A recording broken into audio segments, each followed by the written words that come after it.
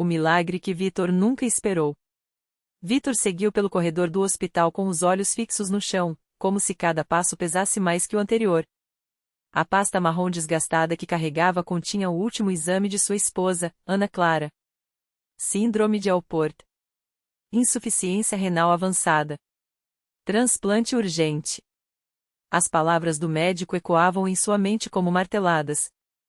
Ela tem, no máximo, 6 meses antes de precisar de diálise. E sem um doador compatível. A voz do médico se perderá, mas Vitor ouvirá o suficiente. Não havia esperança nos olhos daquele homem de jaleco branco.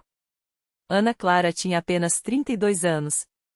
Casados há 8, eles sonhavam em ter um filho, em comprar uma casa pequena nos arredores de São Paulo, onde o ar ainda cheirava a terra molhada depois da chuva. Mas agora, os sonhos pareciam se desmanchar como açúcar na água. Vitor trabalhava como mecânico em uma oficina modesta, e o pouco que ganhava mal dava para as despesas básicas. Um transplante? Impossível. Nem o SUS conseguia agendar a tempo, e os custos particulares eram astronômicos. À noite, enquanto Ana Clara dormia exausta, ele chorava em silêncio, apertando contra o peito a aliança que mal conseguia pagar quando se casaram. Foi numa dessas noites de desespero que Vitor lembrava-se da avó Maria, uma mulher de mãos calejadas e fé inabalável, que todos os domingos ia à congregação cristã no Brasil. Ele se recordava das histórias que ela contava, de pessoas curadas, de famílias restauradas, de milagres que os médicos não podiam explicar. Lá, meu filho, Deus ouve, ela dizia, com aquele sotaque caipira que vinha das raízes mineiras. Mas Vitor nunca havia pisado numa igreja. Religião, para ele, era coisa de quem tinha tempo e sorte.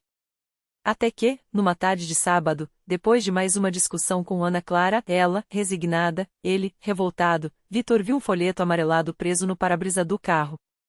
Reunião de oração, Congregação Cristã no Brasil. Todos são bem-vindos. Não havia imagens chamativas, nem promessas de prosperidade. Só um endereço e um horário, 19h30. Algo dentro dele disse, vá. O prédio era simples, de tijolos aparentes, sem cruz na fachada, sem holofotes. Dentro, as cadeiras de madeira enfileiradas lembraram-lhe a escola pública onde estudará.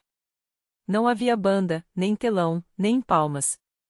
Só irmãos e irmãs vestidos com modéstia, as mulheres com saias longas, os homens de camisa social, conversando em voz baixa. Um ancião de cabelos grisalhos, o irmão João, dirigia a reunião com uma serenidade que contrastava com o tumulto da cabeça de Vitor. Ele sentou-se no fundo, próximo à porta, pronto para sair a qualquer momento. Mas então começaram a cantar. Sem instrumentos, só vozes unidas em um hino que Vitor não conhecia, mas que, de algum modo, parecia falar diretamente à sua dor. Em meio à tempestade, Jesus está contigo. Não temas, Ele é teu guia e amigo. Uma lágrima escorreu sem que ele percebesse. Quando o hino terminou, o irmão João pediu que quem tivesse um pedido de oração se levantasse. Vitor hesitou. Mas quando viu uma senhora idosa, curvada pela artrite, erguer-se com dificuldade para pedir por um neto viciado, algo nele quebrou. Levantou-se, trêmulo. Meu nome é Vitor. Minha esposa, ela está doente. Os médicos disseram que não tem jeito. Sua voz falhou. Eu não sei o que fazer. Não houve exclamações, nem promessas vazias. Só um coro de amém suave e mãos estendidas em sua direção. O irmão João aproximou-se, pousou a mão em seu ombro e orou com uma fé tão simples que doía. Senhor, tu que saraste os enfermos, que secaste lágrimas, olha para esta família. Não pelo que nós somos, mas por tua misericórdia. Em nome de Jesus. E então, como se fosse a coisa mais natural do mundo, os irmãos começaram a se aproximar. Um a um, colocavam as mãos em seus ombros, em sua cabeça, e oravam. Alguns choravam. Uma irmã mais velha, a irmã Clara, segurou suas mãos e disse: Filho, Deus não desampara os seus. Você veio até aqui hoje, e isso já é um milagre. Vitor voltou no domingo. E na quarta. E no sábado seguinte. Ana Clara, a princípio cética, acabou indo com ele. Não entendia aquelas reuniões sem pompa, sem emocionantes sermões televisivos, mas havia algo ali que acalmava seu coração. Os irmãos os receberam sem julgamento, sem perguntas indiscretas. Só com amor. Certo dia, depois da Santa Ceia, aquele pão partido e o cálice passado de mão em mão, em silêncio reverente, o irmão João falou sobre a fé como uma semente. Não é sobre sentir, irmão Vitor. É sobre confiar. Mesmo quando não vemos, Deus está agindo. Vitor queria acreditar. Mas como confiar quando os exames de Ana Clara pioravam a cada semana? Até que, numa sexta-feira, enquanto orava sozinho no quarto, Vitor sentiu algo diferente. Não foi uma voz, nem uma visão. Foi uma certeza quietinha, como um suspiro no coração: ela vai ficar boa. No domingo seguinte, durante o culto, o irmão João anunciou que haveriam batismos nas águas. Vitor não hesitou. Queria selar aquele compromisso com Deus, mesmo sem entender tudo. Eu quero ser batizado, disse, olhando para Ana Clara, que assentiu com lágrimas nos olhos. O tanque era simples, de alvenaria, cheio d'água fria. Quando Vitor emergiu das águas, sentiu algo se quebrar dentro de si. Não era mais o mesmo. 3 semanas depois, Ana Clara acordou sem a dor costumeira nas costas. Achou que era o cansaço. Mas no dia seguinte, a dor não voltou. Foi ao médico relutante, convencida de que seria mais uma decepção. Os exames vieram: função renal estável. Melhora inexplicável nos níveis de creatinina. Reavaliar em 30 dias. O nefrólogo, um homem cético, coçou a cabeça. Isso não é comum. Vamos monitorar. Mas Vitor e Ana Clara sabiam. Naquela noite, na reunião de oração, Vitor deu seu testemunho de pé, como era o costume na CCB. Sua voz não tremia mais. Eu vim aqui desesperado. Mas Deus me mostrou que ele não precisa de muito. Só de um coração quebrantado. Minha esposa está curada. Não pelos médicos, mas por Jesus. Os irmãos loraram. Cantaram o hino 123, Louvai ao Senhor, todos os povos, com uma alegria que enchia o pequeno salão. Anos depois, Vitor e Ana Clara estavam na mesma igreja, agora com 2 filhos pequenos sentados entre eles. Vitor era diácono, servindo com a mesma humildade com que fora acolhido. Ana Clara, saudável, ajudava nas classes de crianças. Certa vez, um jovem chegou à igreja com o rosto marcado pela dor. Perderá o emprego, a esposa o deixará. Vitor aproximou-se, lembrou-se de si mesmo anos antes, e disse: Deus não muda, irmão. Às vezes, a resposta demora. Às vezes, vem de um jeito que a gente não espera. Mas ele ouve. E aqui, nesta igreja simples, onde não tem show, não tem fama, só tem Jesus, aqui, ele age. O jovem olhou ao redor, para as paredes sem adornos, para os irmãos que cantavam sem microfones, para o ancião que orava com as mãos calejadas pelo trabalho. E algo em seu olhar mudou. Porque milagres não precisam de holofotes. Eles acontecem onde há fé. E a congregação cristã no Brasil, com sua simplicidade e sua doutrina firme, continua sendo um lugar onde Deus encontra os quebrantados e os restaura. O jovem, que se chamava Rafael, não sabia mais em quem acreditar. As contas se acumulavam, os amigos tinham sumido, e até a esperança parecia um luxo que não podia mais ter. Mas naquela noite, algo diferente aconteceu. Enquanto o pastor Vitor orava por ele, impôs as mãos sobre sua cabeça e disse com voz firme: O Senhor vai te surpreender, filho. Não é o fim. É só o começo de uma nova história. Rafael sentiu um calor estranho percorrer seu corpo, como se uma corrente de paz invadisse sua alma. Não foram palavras bonitas, não foi teatro. Foi algo real, algo que ele não conseguia explicar, mas que o fez chorar sem conseguir parar. Quando abriu os olhos, viu que vários irmãos estavam ao seu redor, com as mãos estendidas, orando também. Alguns nem o conheciam, mas ali estavam, intercedendo como se ele fosse da família. Nos dias seguintes, Rafael continuou indo à igreja, mesmo sem entender muito bem por quê. Até que, numa quarta-feira de jejum, enquanto ouvia o testemunho de uma irmã que fora curada de uma doença, ele sentiu um impulso no coração: Deus está falando comigo. Não era voz audível, mas uma certeza tão forte que não dava para ignorar. Senhor, se o Senhor existe mesmo, me mostra um sinal, sussurrou, com as mãos trêmulas. No dia seguinte, ao sair da igreja, um homem que nunca tinha visto antes se aproximou. Moço, você é Rafael, não é? Eu sou o gerente de uma oficina mecânica perto daqui. Um irmão da igreja me falou do seu caso. Se quiser, amanhã cedo você pode começar a trabalhar conosco. Não é muito, mas é um começo. Rafael quase caiu para trás. Não era só um emprego. Era a resposta que tinha pedido.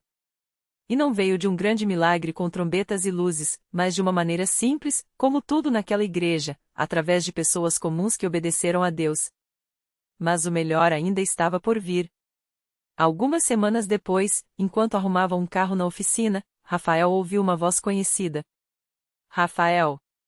Era sua ex-esposa, Carolina. Ela estava ali, com os olhos inchados de chorar, segurando uma carta amassada. Eu não aguento mais viver assim, disse ela, com a voz quebrada. Sonhei com você essas noites todas. Sonhei que a gente estava numa igreja, de mãos dadas, e uma paz tão grande enchia a gente. Não sei explicar, mas eu preciso voltar. Preciso de Deus na minha vida. Rafael não acreditava no que ouvia. A mesma mulher que tinha dito que nunca mais queria vê-lo estava ali, pedindo uma chance. Não por ele, mas por algo maior que ambos. Hoje, Rafael e Carolina estão juntos novamente, não porque tudo ficou fácil, mas porque aprenderam a confiar em Deus acima das circunstâncias. Ele trabalha na mesma oficina, agora como supervisor, e ela ajuda na escola bíblica das crianças aos domingos. Toda vez que alguém pergunta como eles conseguiram superar tudo, Rafael sorri e diz: Não fui eu. Foi Deus. E ele não precisa de nada grandioso para agir. Às vezes, basta um lugar simples, um coração quebrantado e uma igreja que acredita no poder da oração. Porque na congregação cristã no Brasil, os milagres não são contados apenas nos púlpitos.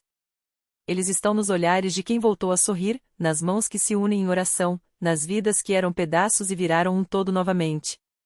Não há propagandas, não há promessas vazias. Só há Jesus e isso basta. No mesmo bairro onde Rafael e Carolina reconstruíram sua família, morava Dona Maria, uma senhora de 68 anos que há mais de 10 anos lutava contra uma doença nos rins. Os médicos já tinham dito que ela dependeria de diálise pelo resto da vida, e a fila do transplante parecia interminável. Sua filha, Ana, que a levava 3 vezes por semana ao hospital, já não sabia mais o que fazer. Até que um dia, depois de mais uma sessão exaustiva, uma enfermeira, que também frequentava a Universal, lhe falou baixinho: Minha irmã, por que você não leva sua mãe na igreja? Lá, Deus faz o que a medicina não pode. Ana, que nunca tinha sido de muita fé, sentiu algo mexer dentro dela. No domingo seguinte, mesmo com dúvidas, ela levou Dona Maria até a congregação. A senhora mal conseguia caminhar, apoiada no braço da filha, mas quando entrou no templo, algo mudou. Não foi um raio, não foi um barulho. Foi uma paz que ela não sentia há anos. Enquanto o pastor orava pelas pessoas, Ana seguiu o exemplo dos outros e levantou as mãos, pedindo por sua mãe. E Dona Maria, com lágrimas nos olhos, sussurrou: Senhor, se for da tua vontade. Na semana seguinte, nos exames de rotina, os médicos ficaram estarrecidos. Os níveis que sempre estavam alterados estavam normais. Pediram novos testes, achando que havia erro. Mas não havia.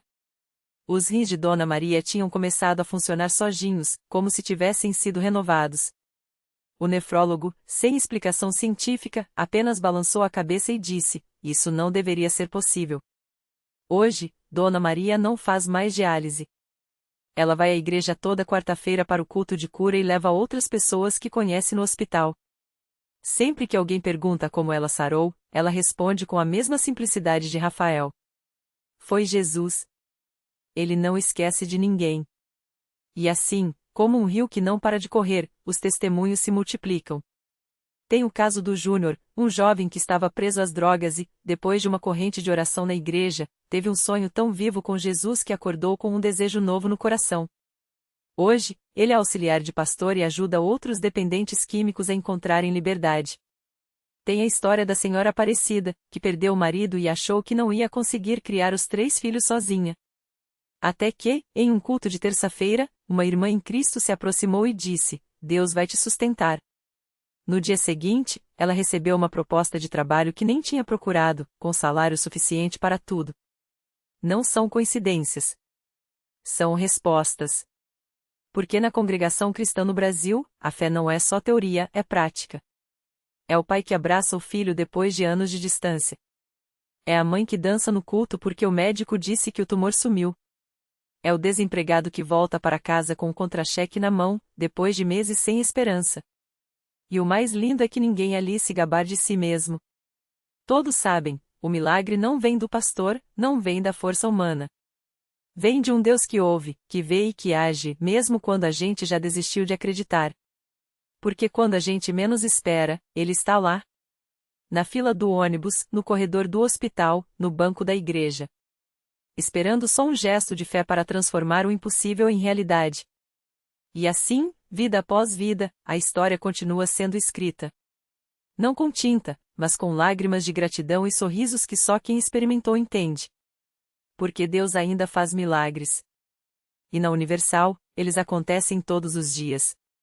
Era uma tarde de quarta-feira, daquele jeito quente que só São Paulo tem, quando Dona Maria entrou pela porta da Universal arrastando os pés, como se cada passo pesasse uma tonelada. Não era para menos, o diagnóstico do médico ainda queimava na sua memória como fogo. Câncer em estágio avançado. Tratamento paliativo. Prepare-se.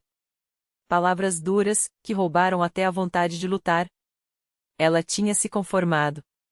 Até que, no fundo do bolso, seus dedos encontraram um folheto amassado. Deus tem a última palavra. Venha à Universal. Não foi a primeira vez que ouviu falar da igreja. A vizinha, Dona Cleusa, vivia contando como o filho tinha sido curado de uma doença no fígado depois de participar de uma corrente de oração. Mas Maria sempre achou que aquelas histórias eram coisa para os outros. Até o dia em que a dor no peito ficou tão forte que ela não aguentou mais ficar em casa, sozinha com seus pensamentos. Se Deus existe mesmo, que me mostre agora, murmurou, enquanto sentava no último banco, bem no cantinho, como se quisesse se esconder do mundo. O culto já tinha começado. O coral cantava com uma força que fazia o chão tremer. O Deus que eu sirvo é Deus de milagres. Maria fechou os olhos, e pela primeira vez em meses, deixou as lágrimas caírem sem enxugá-las. Foi então que sentiu uma mão no ombro. Uma obreira, de sorriso tranquilo, perguntou: A senhora quer que oremos por sua cura? Maria balançou a cabeça, sem coragem de falar. Não por vergonha, mas porque algo dentro dela já estava se mexendo. Uma centelha de esperança que ela achava que tinha morrido. Levaram-na até a frente, onde o pastor impôs as mãos sobre sua cabeça e começou a orar com uma autoridade que Maria nunca tinha visto antes. Não eram palavras bonitas ou poéticas, eram palavras de guerra. Em nome de Jesus, esta doença sai agora. O sangue de Cristo purifica cada célula do seu corpo. Você está curada. Maria sentiu um calor estranho percorrer seu corpo, como se algo pesado estivesse sendo arrancado de dentro dela. Quando abriu os olhos, o pastor olhou nos seus e disse, firme: Vá ao médico amanhã. Deus já fez. Ela saiu da igreja naquela noite diferente. Não era mais a mesma mulher que tinha entrado arrastando os pés. Havia algo novo em seus passos, uma leveza que não vinha dela. No dia seguinte, o médico a recebeu com um sorriso cético, pronto para confirmar o pior. Mas quando os exames saíram, seu rosto mudou. Ele olhou para as telas, depois para Maria, e repetiu as palavras como se não acreditasse: Não tem mais nada. O tumor sumiu. É inexplicável. Maria não precisou explicar. Ela já sabia. Naquela noite, na Universal, Deus tinha estendido a mão e escrito mais um capítulo na história que só Ele pode escrever. E o mais bonito? Aquela não seria a última vez. Porque enquanto houver alguém com fé do tamanho de um grão de mostarda, enquanto houver um coração disposto a crer contra toda esperança, os milagres não vão parar. Eles estão acontecendo agora. Talvez do seu lado. Talvez dentro de você. Basta estender a mão e dizer: Eu creio.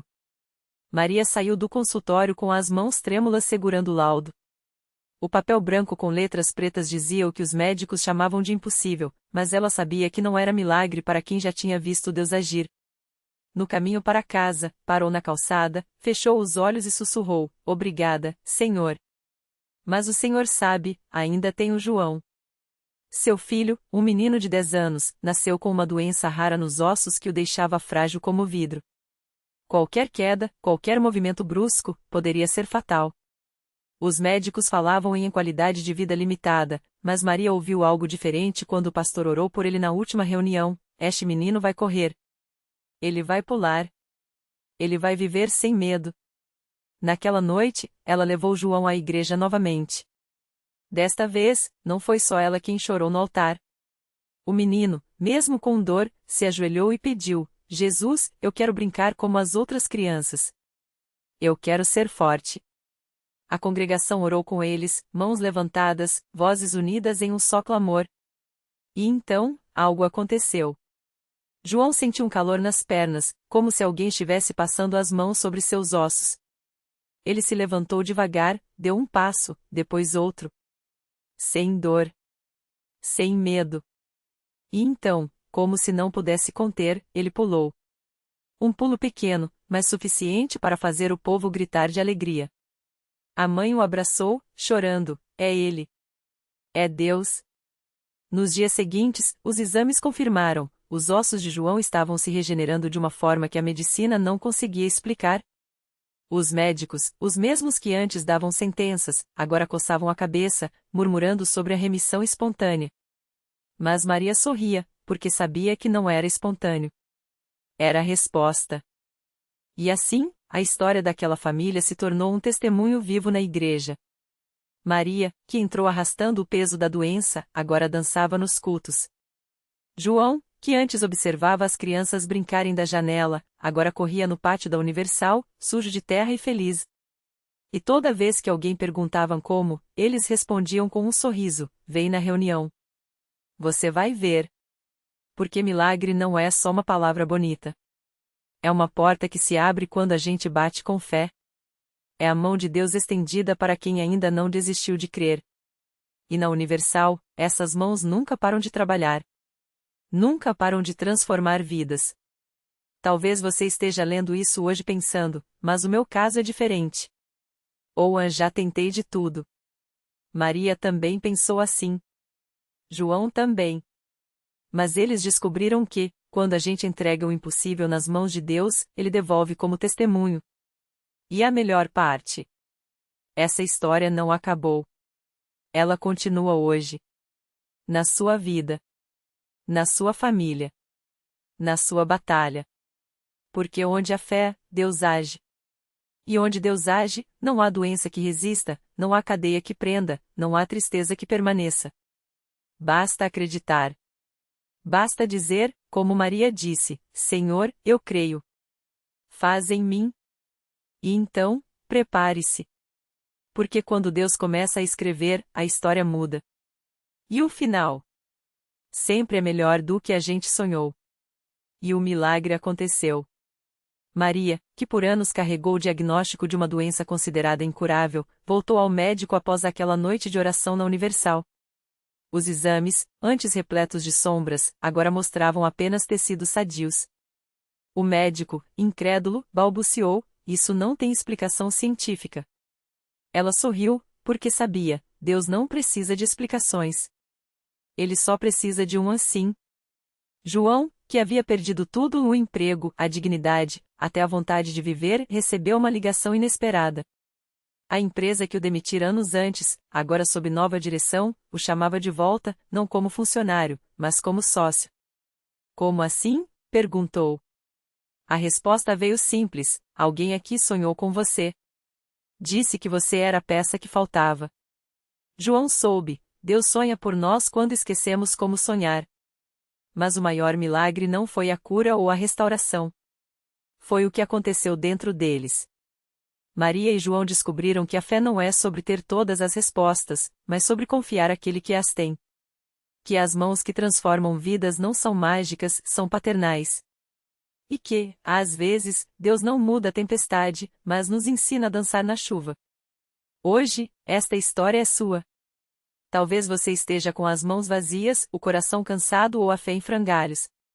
Mas saiba, Deus não olha para o que você tem, mas para o que Ele pode fazer com o que você lhe entrega. O impossível é só um convite para Ele mostrar seu poder. A tristeza, um palco para sua alegria. A escuridão, um pano de fundo para sua luz brilhar mais forte. Então, respire fundo. Feche os olhos. E repita, mesmo que com a voz trêmula: Senhor, eu creio. Faz em mim. Porque quando Deus ouve isso, Ele não apenas age, Ele reescreve. E o final? O final é sempre vida. Vida onde havia morte. Esperança onde havia desespero. Milagres onde havia limites. A questão não é se você merece. É se você se permite. E hoje, Ele está perguntando: você vai deixar meu milagre começar em você? A história continua, e o próximo capítulo é seu.